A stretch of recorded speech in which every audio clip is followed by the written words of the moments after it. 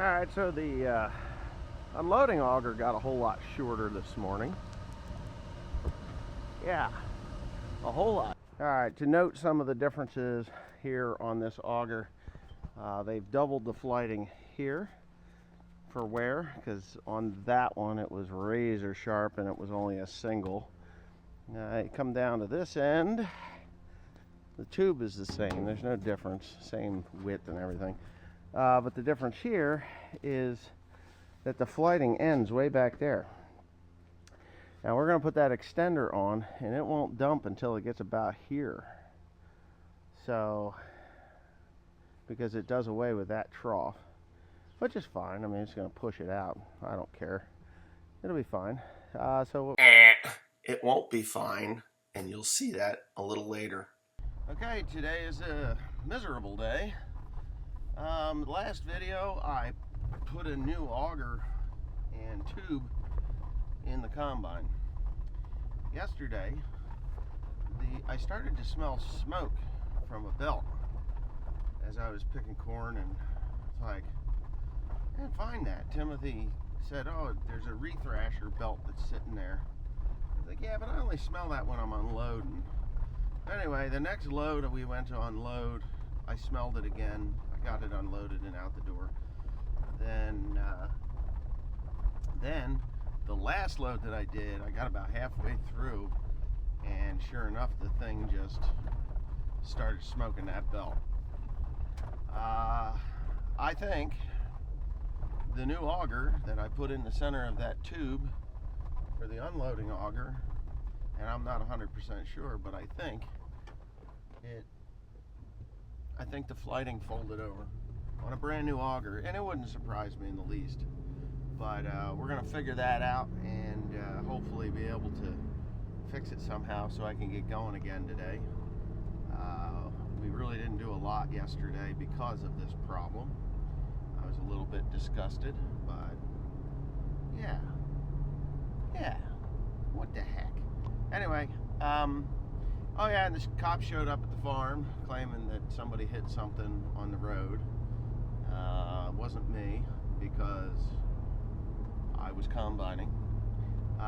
They came to the farm because they saw Timothy slam on his brakes in front of a Ring doorbell and back up and go around the wires that were hanging down in the road.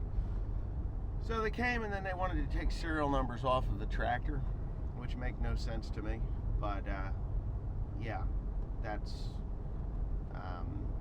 I really should just go up to the police station and ask them what in the hell they're taking serial numbers off my tractor for, because he didn't hit it. And but whatever, that's just the way that goes.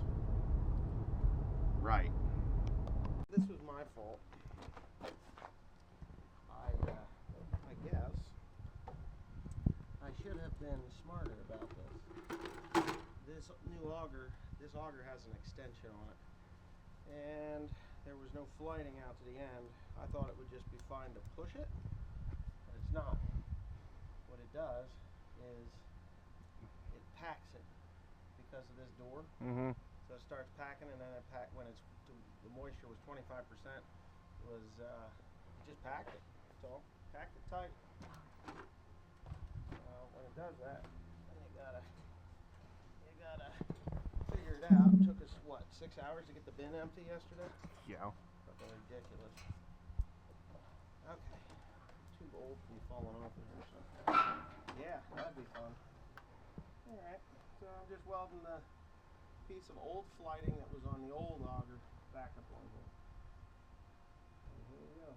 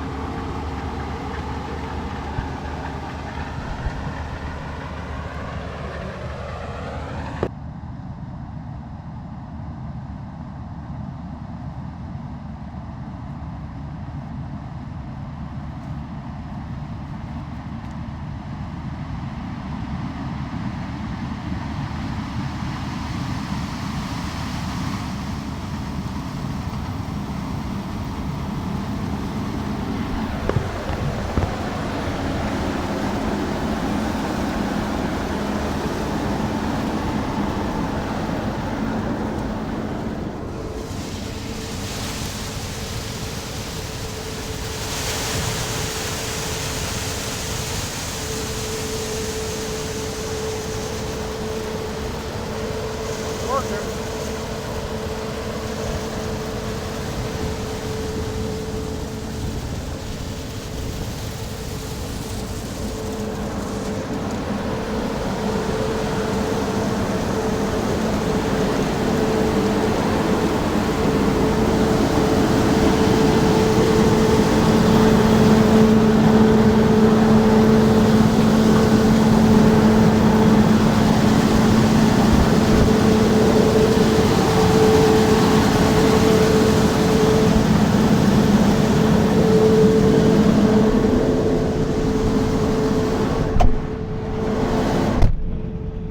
Working now. It's working. Damn thing. 6 hours of screwing around with that thing. And half the day today. Look how big these ears are. I just picked off from the end there. Yeah.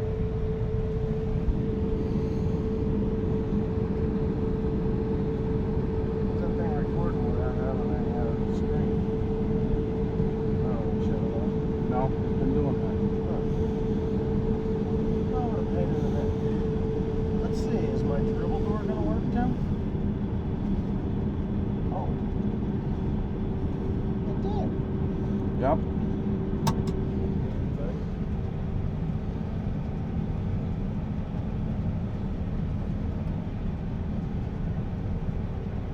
I don't like that.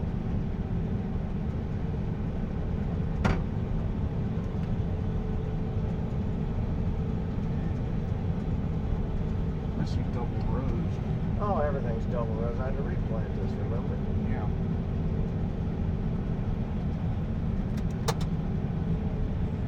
Just like when I have, I think next year I'm going to go twice around these fields. Because I got plenty of room to turn around. Yeah. Some of these fields are just too small to do that with. That funny that this is our right there.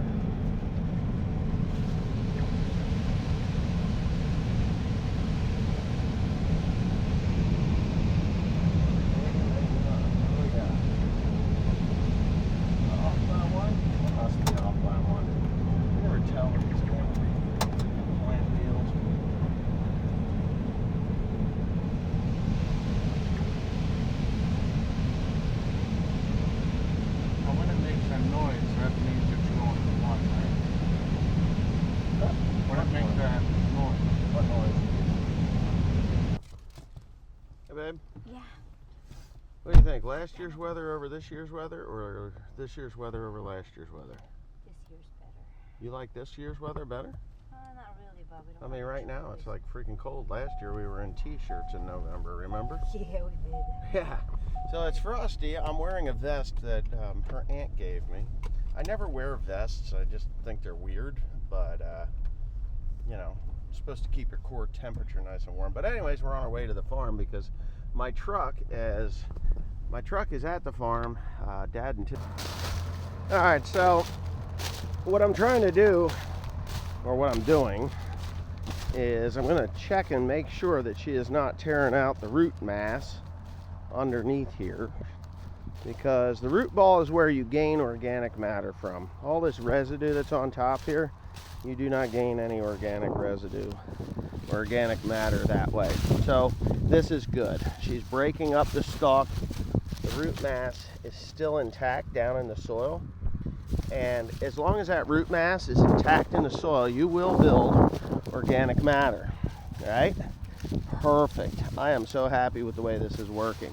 So what we're doing, if you can see the little bit of dirt that she's flicking up onto this residue, that is transferring biology from the soil. It's already living, it's hungry, it's transferring it to the residue, which will continue and aid in breaking that down. This residue is sized to about 10 inches. Very nice. Broke open very nicely. Yeah, looks good to me. Looks good. She's doing a great job. So it'll also hold it down, get these cobs breaking down. Looking good. Good motor. Good job. So yeah, she's only cutting about 2 inches deep, and she's doing her job, man. She's doing it good. She's actually going to get out, give me hugs and kisses because she loves me. Now that's what you call a woman right there. She's actually cutting a little deeper than I'd like her to. What?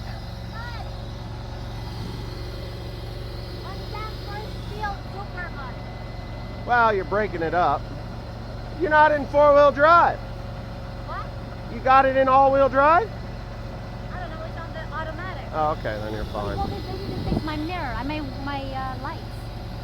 I said to them, fix You need a it mirror? up. No, my lights got flipped. What light? On the other side. What light?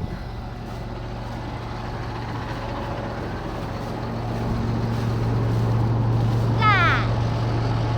Oh.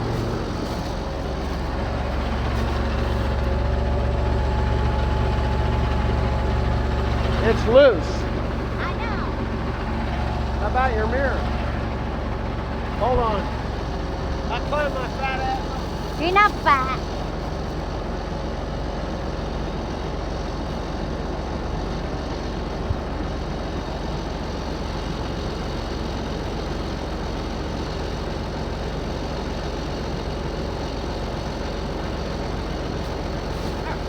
That one needs to tighten. Yeah, we just need to tighten it, that's all. So anyways, what I was saying is, I don't want you to rip the root ball out of the ground. I did flip the one that my feet in this twice because the seed is in it. There's seed in here. I know, do I have to beat it twice? See, look, Did they sprout it yet? Oh Jesus, that's quick. that rye, it's doing its thing. That's So why I you're don't only even- going over this field once. No more. No, once. The other ones we're gonna go get rye seed and we're gonna spin rye on. And then we'll be back. But this is what I don't want to happen. I don't want the root mass ripped up. See how that's still attached? That's good. That's good. That's Barrington Drives. I have to answer that. So hopefully we pass Teresa right when she makes that corner. She's running that BT. We're getting, I'm going to be planting rye. So rye for harvest. I'm going to harvest it, clean it, bag it, and ship it. That's what I'm going to do. And in order to do that, I have to have this ground prepped. And there she is, old Speedy Gonzalez.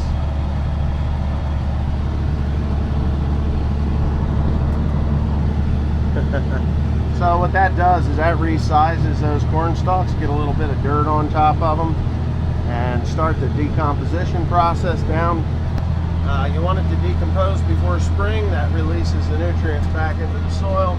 The rye will continue to cover that and allow the bacteria and biology to live and grow and thrive in there. And yeah, so we'll take that rye off. We'll take that rye off and combine it, and probably just put a cover crop in after that, because who needs another cash crop, right? Anyway, woohoo! Down we go. I can't wait to dig into that.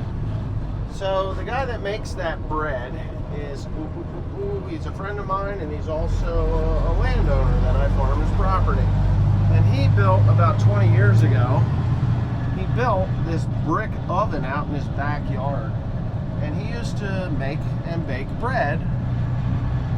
He used to make and bake bread in the backyard and then go to all these flea markets and stuff. And he had 3 cars that he would fill up with this bread. 3 cars. His wife, his son, and himself, and they would go to 3 different flea markets a day on the weekends for 2 days. And he said, I was averaging $700 per car each day for 2 days. So 7 7 is 20, for $2,100 a weekend selling bread. And that was pretty good. I mean, back 20 years ago, he was getting like $7 $8 a loaf for it. I think it's $10 $12 a loaf for it now. Anyway, I'm gonna go pull this up and get the 7810 and get that moving again. Hopefully everything's running. My dryer should be running. It better be running. I don't see any steam, so it could be that the air has changed enough that it's not gonna steam. But I see corn coming out of the top of the auger there, so that's working. And I got to get onto these soybeans pretty soon too. How about now? There, no? Anyway, I'm gonna get him to dump into here, and then I'm gonna grab him. He can leave that combine right where it is for now. This will just about fill this wagon up. What a beast. The beast of a combine. There he goes. Chick, chick. See, Daddy does it perfect every time. Those guys, they're like drunks. Like, uh-oh, what am I gonna do? Anyway, yeah. All the outer workings of that machine's gonna need a bath when it's done. I got a long way to go though, something like 850, 900 acres to go.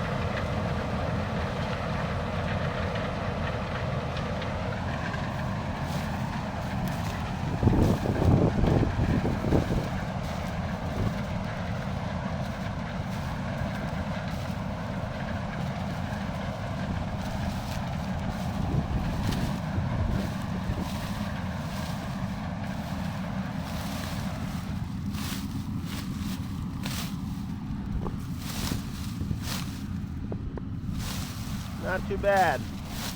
I know I saw a couple of kernels come out the back when he first went in. There's a couple, 3. It could be header loss. There's really not much coming out the back. I've slowed down the fan to catch some of the fines. I want the fines, right? So you probably wonder, why do you want the fines? I want the fines because this is going to a feed mill and they don't dock for fines. The ones that I go to anyway. So I don't get docked for foreign matter or fines. Wow, that's good. So there's just a little bit of dust coming out, a little bit of particles. That's what I want. I want it all. Yeah, cobs are clean. It's chucking them like a son of a bitch. And if you didn't know, you want the cobs to be as full as possible. You really do. You want them to. You don't want them to be broken open. You just want that. You just want them to shell out and look like that. They do break, obviously. You'll get some broken ones. We've had some of these varieties have been pretty tough to shell out. But yeah, that happens. I've made about every adjustment that I can make and be comfortable with. I'm going to meet him up the other end of the field, and then that'll be the end of it. We'll go home together because, yeah. He could be going about twice as fast as that. I'm running at about 4.5 to 5 mile an hour, just because that's the way it works. I've got everything going through the shaft spreader. Kind of amazing how much shit comes out of that thing, but you know, you lose a few kernels here and there. What are you going to do? It goes back to the ground. There's not much here. I can't complain about it. You know, as long as I'm losing less than a bushel to the acre, I'm okay. Through header loss, and I'm not as good as Cole the Corn Star when it comes to calculating that stuff. All I know is as long as I've got a kernel or 2 here and there, I'm okay. I'm happy with that. Let the mice eat, you know. This will all get chewed up and put down in the ground anyway, and anything that is left here it rots back down and becomes next year's fertilizer. But for some reason that combine cleans better when it's stuffed full. I mean, really cleans better when it's stuffed full. I get less header loss, or less header loss, less cleaning loss, and it does its thing. And Tim is not quite as comfortable with that thing as I am. I mean, he's like, that thing's huge, you know, and it is. It's very big. It's 30 feet wide. But Teresa will be through here yet today with the VT, I'm hoping, and then I'll come in and spin rye on. Yeah, buddy. I'll spin rye on and just be good. Now, in order for me to be proper with this thing, this is where I will need to be, and I'm gonna match him. There we go. You just got to know where you're at, and they don't figure it out quite the way they should. And I might even be perfect.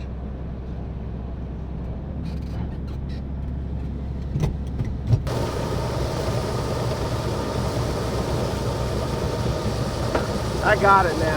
Go ahead, start it back up. Don't worry about that till later.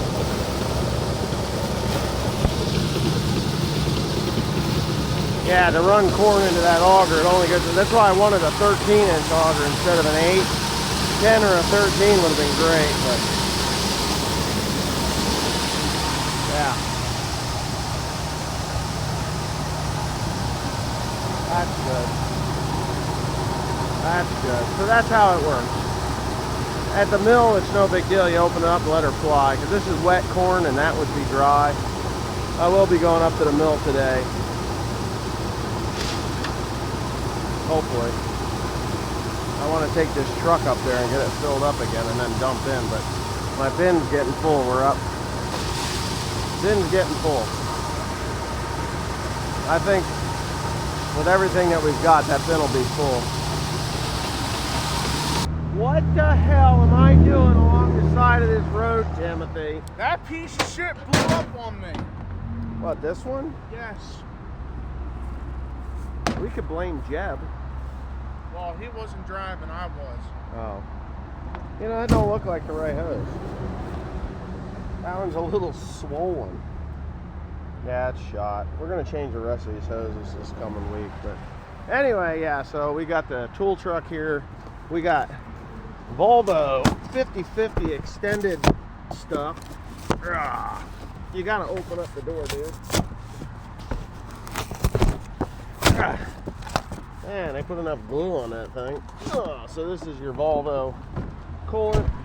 Obviously, Tim's gonna climb up there. He had it off already, which is fine. You want me to pull?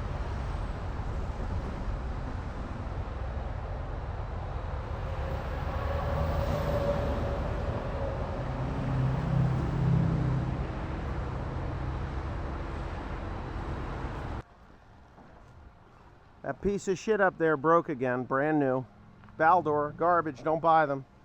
So I may or may not have found this in an abandoned silo somewhere. Yeah, buddy. Watch your head, okay? Watch your head. Okay.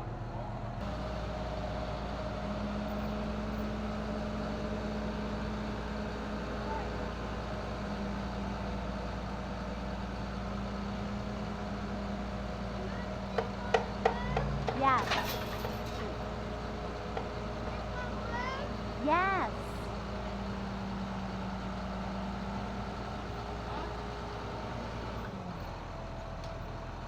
So if you've ever wondered how wide it is to take one of these down the road and how people react, this is your chance. I will slow down. That cracks my ass up. People do know how to move over a little bit.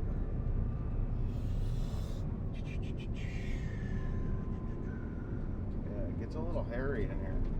And my actual right tire is off. I take up the whole road. This is a 2-lane highway. This thing's 17 feet wide, wheel to wheel. The head is 15. So it's pretty damn big. It's intimidating as hell.